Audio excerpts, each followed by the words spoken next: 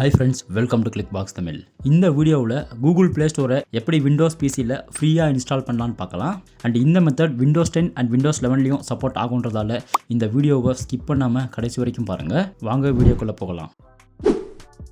So ஃபர்ஸ்ட்டாக விண்டோஸுடைய feature ஸ்க்ரீனை turn Windows features on or ஆஃப்னு சர்ச் பண்ணி ஓப்பன் பண்ணுங்க.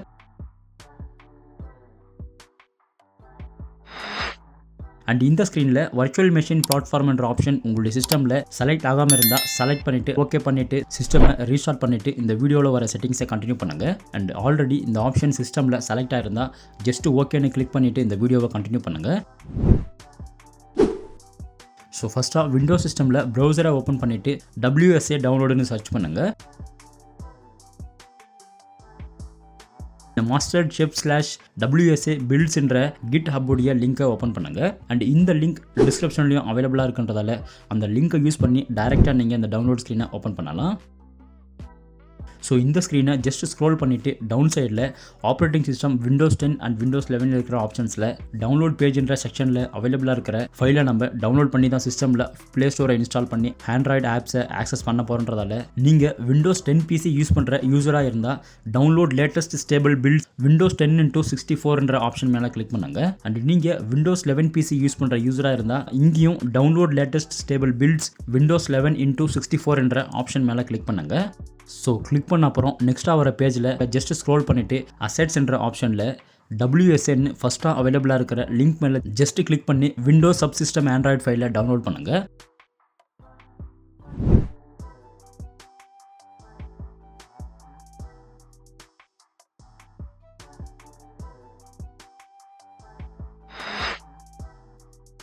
ஸோ டவுன்லோட் ஆன Windows subsystem Android file zip ஃபைல்ன்றதால ஜஸ்ட் ரைட் கிளிக் பண்ணிவிட்டு அந்த ஃபைலை ஃபோல்டராக எக்ஸ்ட்ராக்ட் பண்ணுங்கள்.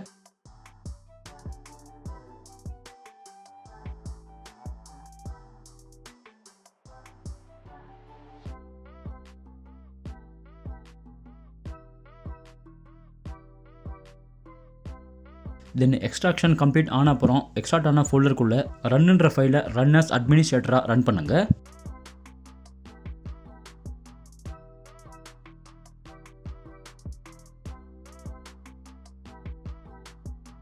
ஒன்ஸ் நீங்கள் அந்த ஃபைலை ரன் பண்ண அப்புறம் பவர் ஷெல் த்ரூ ஓப்பன் ஆகிட்டு இந்த மாதிரியான விண்டோஸ் சப்சிஸ்டம் ஃபார் ஆண்ட்ராய்டு என்ற ஸ்க்ரீன் ஓப்பன் ஆகும்.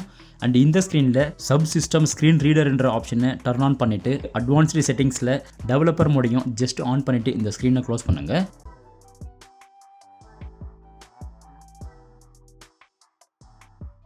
தென் இந்த ஸ்க்ரீன்லையும் ஜஸ்ட் கண்டினியூன்னு கிளிக் பண்ணுறதால விண்டோஸ் சப்சிஸ்டம் ஃபார் ஆண்ட்ராய்டுன்ற ஃபைல் இன்ஸ்டால் ஆக ஸ்டார்ட் ஆகிடும்.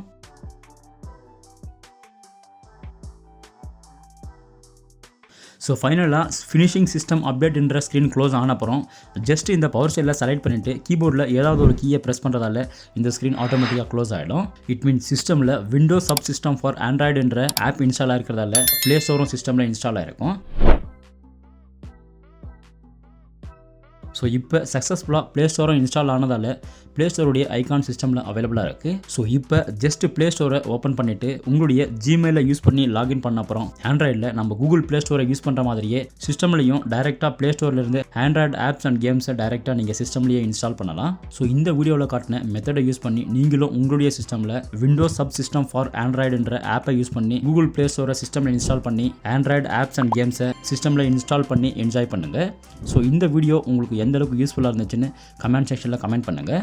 அண்ட் இந்த வீடியோ பிடிச்சிருந்தா இந்த வீடியோக்கு லைக் பண்ணி இந்த சேனலையும் மறக்காமல் சப்ஸ்கிரைப் பண்ணுங்கள். தேங்க்யூ.